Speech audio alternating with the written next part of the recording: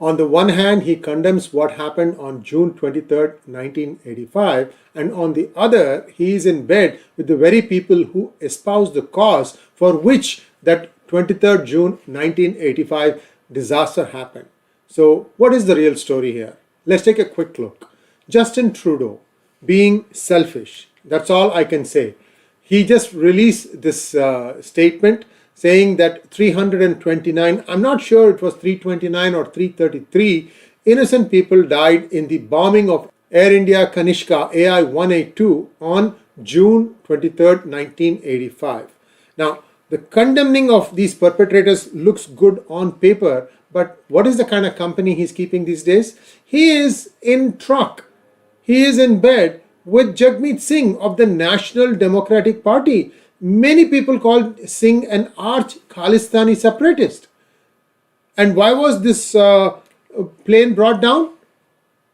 In the cause of Khalistan. Because 1984, the Golden Temple action happened, and then followed by that, in a few months, Mrs. Gandhi was assassinated. In 1985, this happened. And now, in a couple of days' time, you're going to have a Khalistan Car Rally. It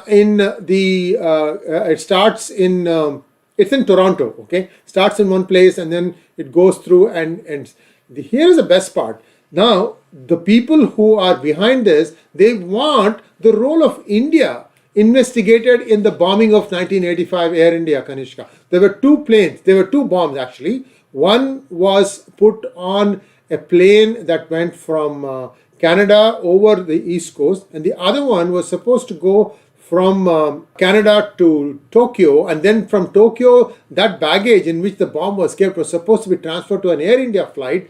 They were hoping that the Air India flight from Tokyo to New Delhi will actually blow up. As luck would have it, the flight got delayed and this baggage was waiting on the tarmac and it blew up on the tarmac.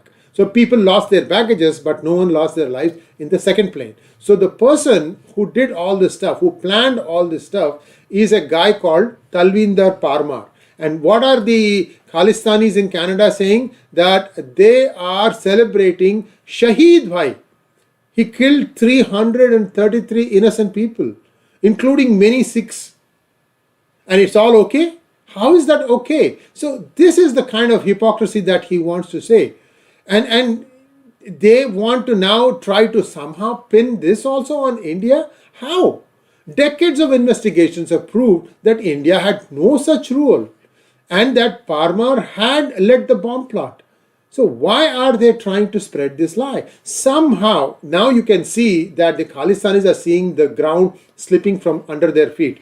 US has practically, clamped down on them. Mr. Pannu is now missing. Gurpatwan Singh Pannu, they're saying that he is probably holed up somewhere in Canada. We don't know where, but he is definitely missing. 3,000 people were supposed to come and protest in front of the White House when Modi's speech was going to be delivered. Then only hardly 50 turned up. You saw that video that we put out. So definitely in the United States, the Khalistanis have been contained, lying low.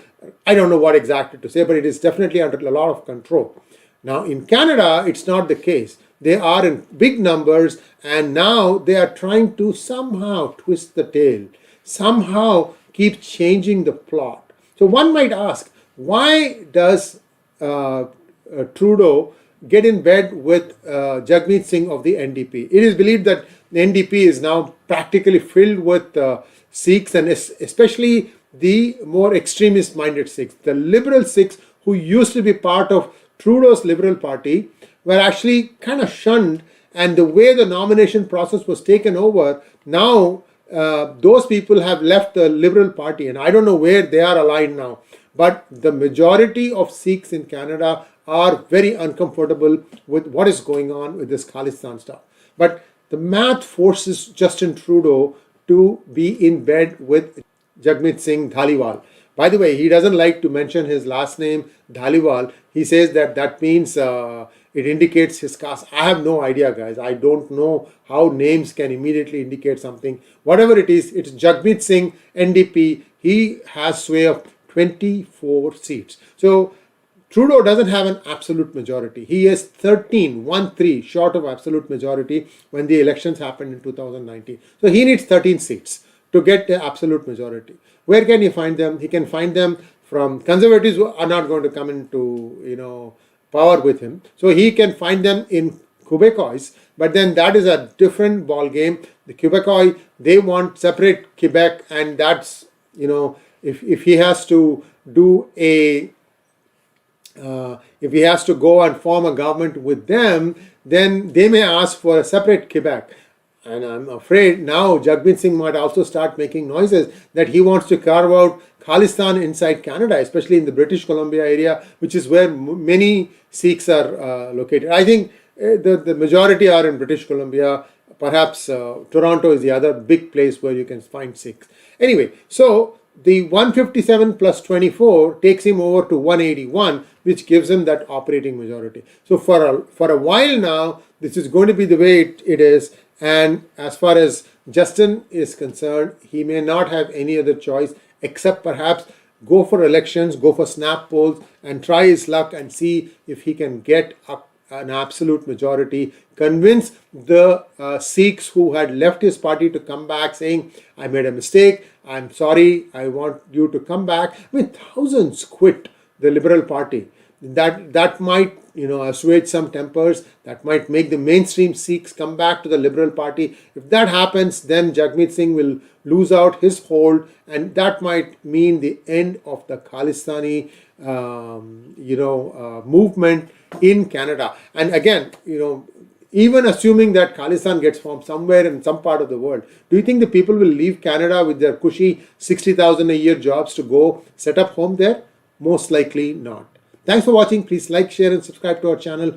Don't forget to click on the bell button for notifications.